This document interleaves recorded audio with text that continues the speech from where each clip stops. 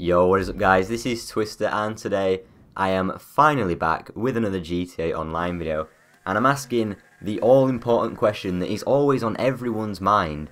Why are there so many adversary modes in GTA Online? Everybody's favourite thing to do in the game, but why are there so many of them? If you actually go into the adversary modes job list, when you search jobs in GTA Online through the start menu, it takes like a good minute to scroll through the full list of adversary modes because there are so many. These really need to be sorted out into, I guess, folders with each game mode, and then you pick the map you want to play, because at the moment they're just in a list of every single map for each mode in this huge long list, and it takes forever to scroll down them. That just shows how many of them there are in the game. And I guess we can also talk about Tiny Races as well, which is the latest one. Is it really any good for those of you wondering?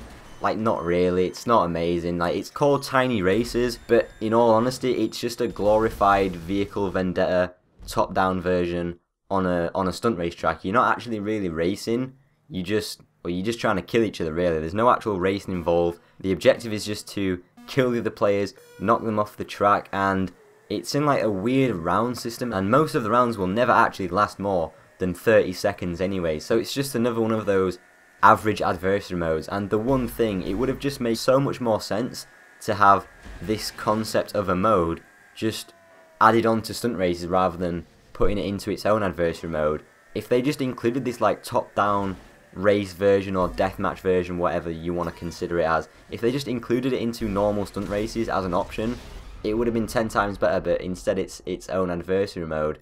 Which brings us on to the question, why are there so many of them in the game? And I think Rockstar tried to justify themselves a little bit on the fact that they're making so many adversary modes, literally like a new adversary mode every couple of weeks. They tried to justify it by saying that they continue to be some of the game's most played game modes. And at the time of reading that, I was definitely thinking to myself, yeah right, let's be honest, nobody plays adversary modes. But then, actually after thinking about it for a little while, I reckon that is true. I reckon they definitely are some of the most played games in the whole of GTA Online. But is it actually because they're good? Do people play these adversary modes because they're actually good and they actually really want to play them? Probably not. I think there's two main reasons why adversary modes possibly are some of the most played modes in the game. One, they're pretty much always double money and RP at some point, either when it's a new mode that comes out or during an event week. There's always like a previous adversary mode that's double money and RP, but that's really just an incentive to play them because you're getting extra rewards, not because people actually want to play them. But I think the other big one is that adversary modes are one of the few things in GTA Online that it's extremely easy to find full lobbies of, especially the new adversary modes when they just come out and whatever is currently double money or double RP at the time. You can easily just search for a new adversary mode, especially since they've added like the option to load into one as soon as you're on the loading screen for GTA or the quick job menu on your phone, whatever it is. It's super easy to actually matchmake with lobbies for these new adversary modes, and the same can't be said for everything else in the game, unfortunately. If you try think of anything else you want to do in the game, maybe other than free mode, but the activities and the jobs in the game, it's pretty hard to do those activities you want to do because the actual matchmaking of the game doesn't really allow it to happen, and you can't really matchmake with other players on half the stuff you actually want to do in the game. It just so happens that the game's kind of auto matchmaking system only really works for free mode, premium races, and whatever the featured game mode is, whether it's a new adversary modes that are double money RP, the stunt races when they were double money and RP, or the new stunt races when they came out. Those are kind of just the few things where it's just easy to find games and easy to find lobbies, because that's the only thing where auto matchmaking exists, so you don't have to rely on invites. And invites, the whole inviting system to actually try and get people into the jobs that you want to do, is so inconsistent. It never works half the time, and people just don't want to accept invites. So you're just left with playing these things where auto matchmaking allows it to happen. It allows you to find those games with proper lobbies to have proper games on. And this is something I've been thinking about for a while, but it's only recently I just heard it brought back up when I was listening to or watching Bruffy's live stream podcast on his Twitch. They were talking about the new adversary mode and how basically people aren't necessarily playing these new adversary modes because they're good. or adversary modes in general because they're good. It's just because it's just one of the few easy things to do in the game, where you can find a game instantly and get a full lobby. Just think of how dead game modes like survival are, parachute race. Like, when's the last time anyone has ever played a parachute race? Like the capture modes as well.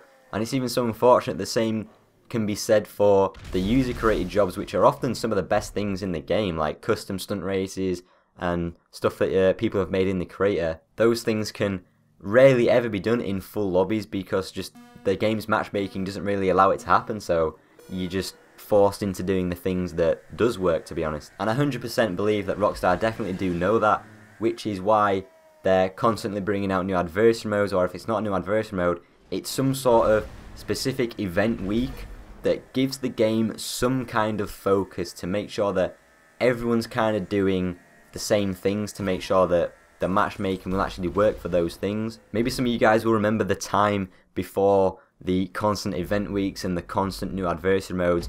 There just wasn't really any focus to the game. Everyone was doing different things, which meant that it was pretty hard to actually matchmake with other people to do the jobs or in-game activities that you actually wanted to do. So I think Rockstar have definitely realised that. That's why all of a sudden we get loads of new adversary modes, the whole event week thing starts, discounts and bonuses and whatever. And although you can say that's pretty good for the game, it just shows like how bad the actual matchmaking of the game is. Pretty much any other game you can just load up whatever game mode you want to play, and then the game will just matchmake you with other players who are doing that same thing. But that just does not happen in GTA. The matchmaking is just, it's so flawed, and it's one of the main issues I have with the game. And the whole adversary mode system is just to make that a little bit less of a problem for most players. So yeah, that's pretty much everything I wanted to talk about in this video about adversary modes and why there are so many of them in the game. Make sure to let me know your guys' thoughts in the comments below. I know it's been a while since I've last done a GTA video, so you guys that are watching are probably the dedicated ones. So hopefully you guys have enjoyed the video. Let me know your opinions on this topic in the comments below. I reckon this is going to be one of those topics that kind of divides a lot of people, because I know some people definitely do like adversary modes, and I also know a lot of people that just think they're pointless additions to the game. So yeah, I'm pretty curious as to what you guys think of this topic. Hopefully you guys have enjoyed the video. If you have enjoyed it, make sure you do leave a like rating, subscribe to the channel if you are new, make sure to follow me on Twitter, it's @iTwister. Also join my Discord server as well, it's both linked down in the description. Yeah, hopefully you guys have enjoyed this video, and I will hopefully see you all in my next one. See you later, guys.